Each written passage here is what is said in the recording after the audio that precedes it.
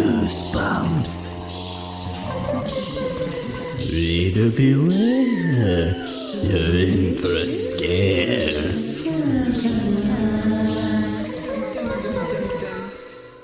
Okay, today we've got a little bit of a more modern Goosebumps book. Give yourself Goosebumps number 16, Secret Agent Grandma. I had to pick a Give Yourself Goosebumps title, and I picked Secret Agent Grandma. I did read the artist for that series, which is different from the normal Goosebumps series. Doesn't really like the cover he made for that particular book, and he said it was because the subject matter, didn't strike him as very interesting. Which, in fairness to him, Secret Agent Grandma is not exactly... It's perfect for this specific thing that I'm doing and doesn't seem like, the most compelling plot. So it's only a matter of time until Goosebumps went the choose your own adventure route, right? Why not combine the books kids ostensibly love, Choose Your Own Adventure, with the books kids actually love, Goosebumps? Sure to have an amazing outcome. I say kids ostensibly love Choose Your Own Adventure books because it's been my experience that these books are extremely unfair and obtuse. You make a decision like whether or not to grab a jacket before you leave the house, it'll be the first decision you make in the book, and it'll result in you being totally unable to get a good ending. And it's a totally arbitrary decision. The books don't give you clues, like telling you that you died because your jacket got caught on something and the ant people caught you. At least if that happened, you'd know to leave your jacket behind next time. No, it just sends you down a path of causality or whatever, and that means you're doomed to a slow march to the grave. That's the big improvement I would make to those books. At least give me a clue as to where things went wrong. That way I could have a chance of getting to the end without just checking every possible path. The plot of Secret Agent Grandma is a little difficult to nail down because it varies wildly depending on the choices you make. But basically, it seems that most of the common endings have something to do with your grandma being an alien, possibly laying a bunch of alien eggs somewhere. I guess alien grandmas don't go through menopause. Or maybe it's not really your grandma and your grandma's corpse is somewhere.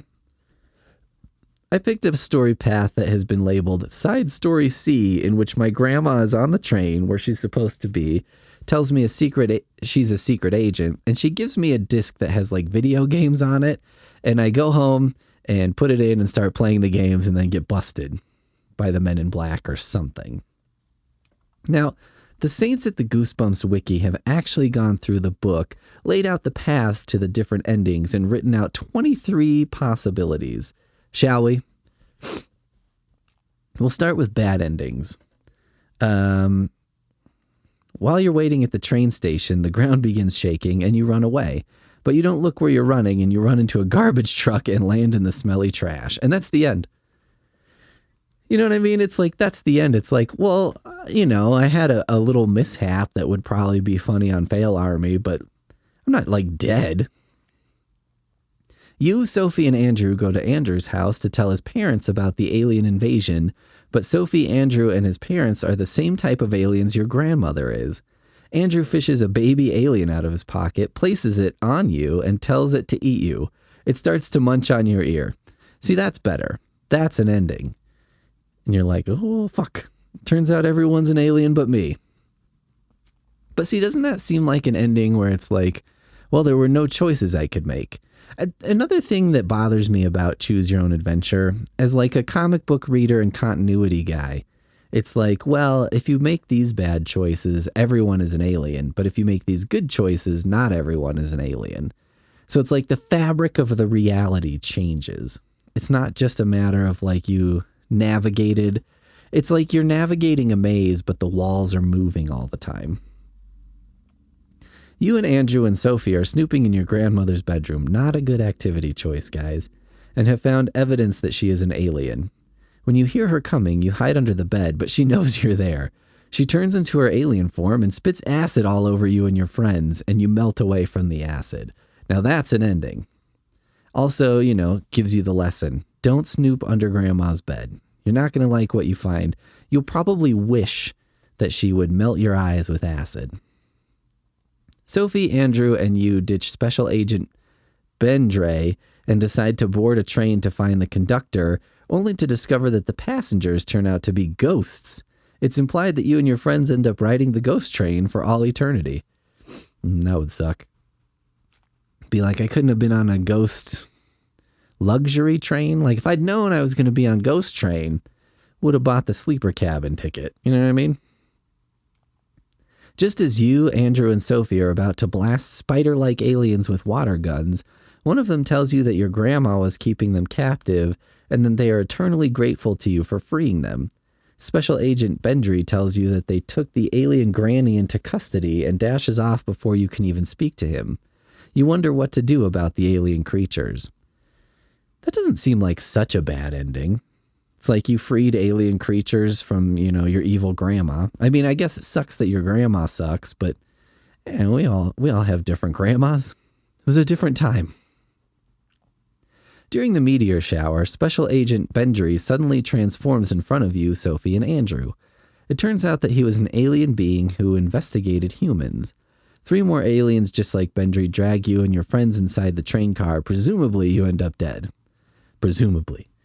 I mean, it's not as specific as being melted into a puddle by acid, but, presumably. Your grandmother ostensibly defeats the aliens and is interviewed for the news. But then Grandma transforms into an alien.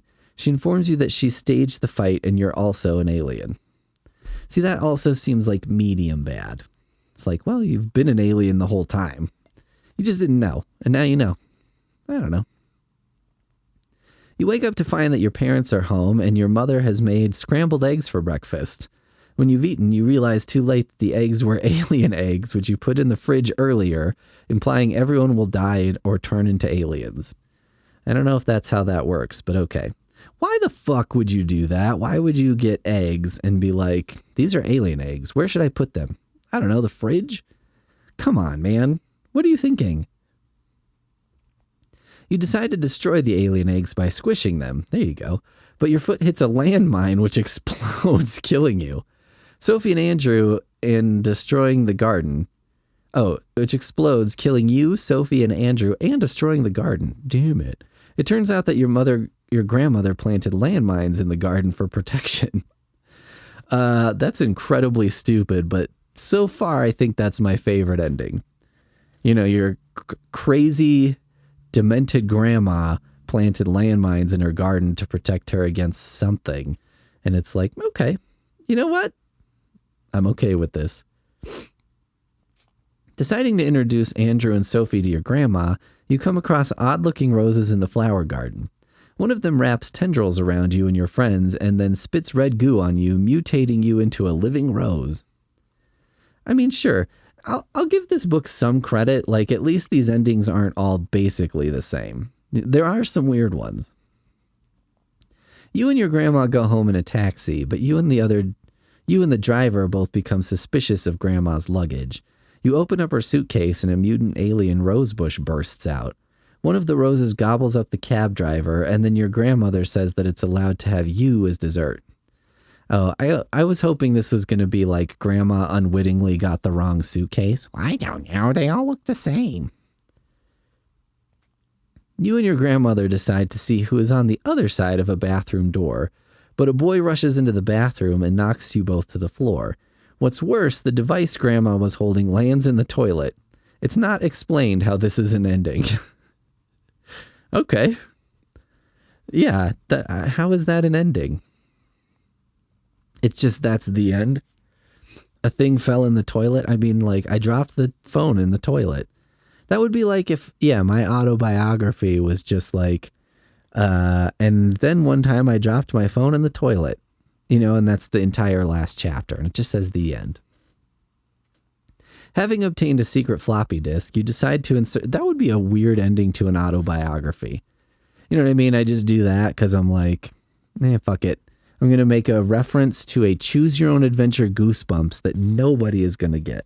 Nobody. Having obtained a secret floppy disk, you decide to insert it into your computer. You discover that it contains all the video games from next year and decide to play them before anyone else. However, you become so wrapped up in the games that you don't notice the thugs in overcoats who have broken in until it's too late. That's the ending I got. Which I was like, well, yeah, I guess I might do something stupid like that. You know what I mean? It's not out of character. It's just not that interesting. You have a choice to pick one of two grandmas to see which is the real one. You pick the wrong grandma, and when you get off the train with her, she reveals she's an alien. Well, I guess my real grandma is probably quite confused. You decide to jump off the train to escape the alien creatures, but in that moment you end up going off a bridge, falling all the way to the bottom of a deep chasm. You realize too late that you were never in danger and all the aliens were just people in costumes. I don't understand how you figure that out as you're plummeting to your death in a chasm, but okay. That's fine. You, Chuck, and Ginny attend an alien meeting, sure, but it turns out to be a convention about voting on galaxy parking rules, real estate taxes, and planetary trade pacts.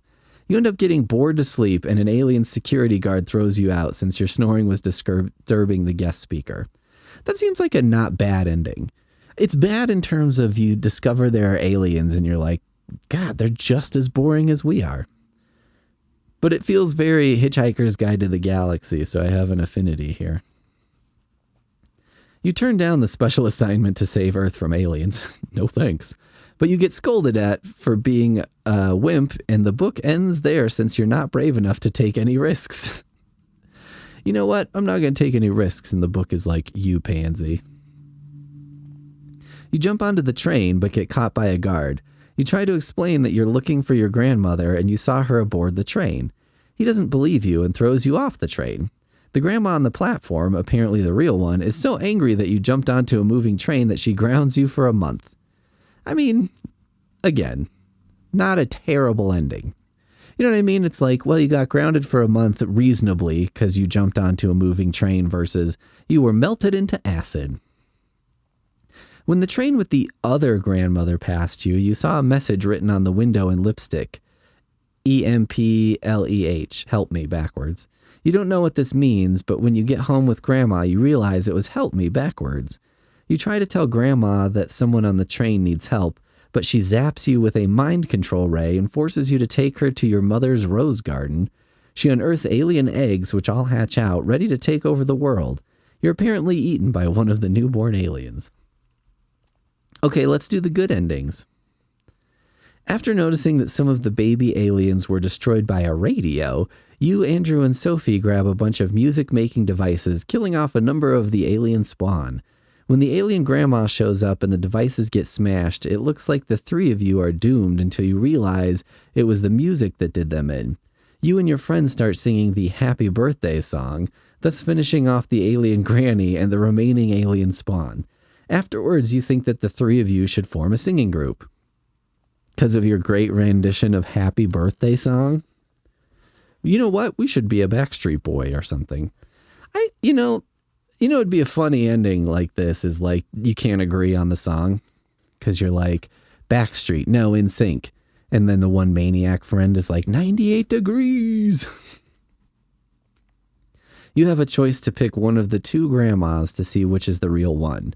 You pick the right grandma, and it's revealed she's a secret agent involved in a project to do with human cloning.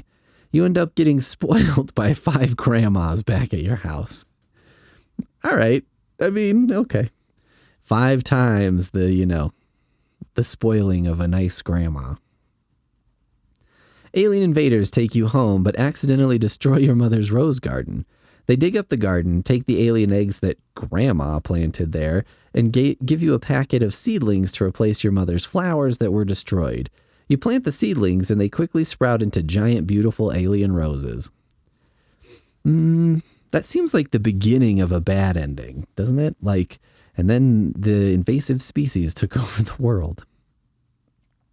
After deciding to pretend to be an alien to the alien thugs, your fingertips suddenly shoot sparks that short-circuit the force field around your grandmother. It's revealed that you and your grandma really are aliens. Together you make the world yours, put Ginny and Chuck in charge of their own solar systems, and make the thugs your galactic chauffeurs. It's a kind of a evil heel turn, but, you know, not a bad ending for you personally, I guess. Okay, those are the endings. Let's play a little game. That was 23 endings. How many, were you keeping track of how many are good endings? It was 4. Fucking 4. I mean, come on, that's worse than 1 in 5 chance of making it to a good ending. Can't we get like a 50-50 or something like that? And also, I looked at a chart of this book, and you can blow it on the first decision you make. Like, how is that anywhere near fair? There are so many dead-end paths, it's unreal. On one hand, I always thought writing choose-your-own-adventure books would be kind of easy, because the narrative and writing really don't have to be all that tight. It doesn't have to make a ton of sense. You don't really have to develop characters and stuff. On the other hand, it would be a pain in the ass, because I'd be writing a dead-end path that I know is going nowhere, and I'd be thinking, like, why am I doing this? Like, what's the point existentially of writing a dead-end path in a book like this that's just going to make people unhappy? By the by, if you want a good version of a choose-your-own-adventure book, I recommend a book called 2120 by a guy named George Y. LaSalle. It's kind of like Choose Your Own Adventure, but it's a graphic novel, and you play as an IT guy sent to a nondescript strip mall office to fix a technical problem. It quickly devolves into light horror, that sort of liminal space backroom stuff, but what I really like about it is that you don't run into a bunch of bad paths that kill you. You're actually encouraged to explore, which should be the point of this stuff, and you have to do things like find clues which then lead you into new areas or let you unlock doors or what have you. It's super fun, and it's like the much better version of the whole choose your own adventure thing.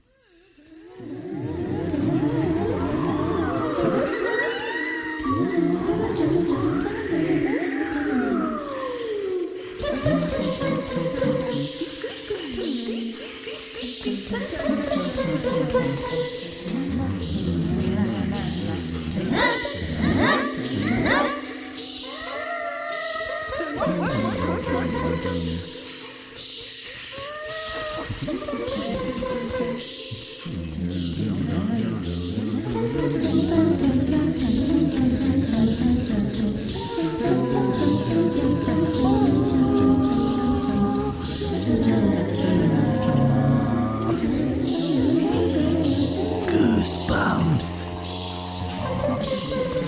Reader beware, you're in for a scare.